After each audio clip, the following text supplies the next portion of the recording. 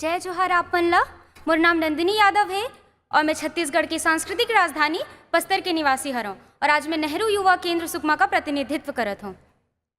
Today we are here to witness the eminent scholar, the first Indian to hold PhD in foreign, 32 degrees and a good command in 9 languages, a powerful leader, politician, woman emancipator, economist, the untouchable outcast and an underprivileged Dalit who grew to become the first law minister of an independent India, the one and only Dr. Bhimrao Ambedkar.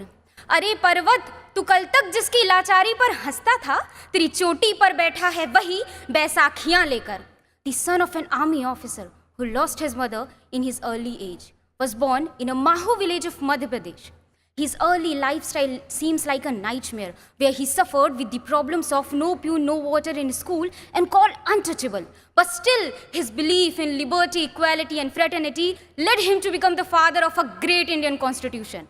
For him, education materialized as the only leading path to the foundation of a free mind. Even in Columbia University, he recognized as a statue of knowledge.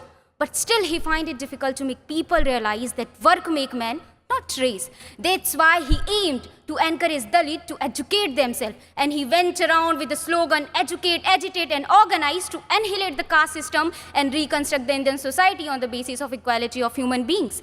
Indeed, he succeeded in 1931 by securing a separate electorates for Harijan and also won the assembly support for the reservations. Baba Sahab also introduced a Hindu code bill in the support of women for their economic and social rights. And he said, मैं एक समाज की प्रगति इस बात से देखता हूँ कि उस समाज की महिलाएं कितनी प्रगति कर रही हैं. Baba Saheb was a great believer of Narayana. Some people may think that religion is not essential to the society, but he considered that the foundation of a religion is very essential to the society. Baba Saheb preferred Buddhism because it gives 3 principles, Prajna, Karuna and Samta. Baba Sahab was a great Indian economist. Because of his thesis, The Problem of Rupee, that today we have RBI. Baba Sahab also insisted in water irrigation policies and he also reduced the working hour of labor. Even a noble literate Amartya Sen also said that Baba Sahab is a father of my economics. Baba Sahab had the entire burden of preparing the draft of the constitution, which finally accepted on 26th of November 1949. He is such a legendary person to all of us and we also called him Modern Manu.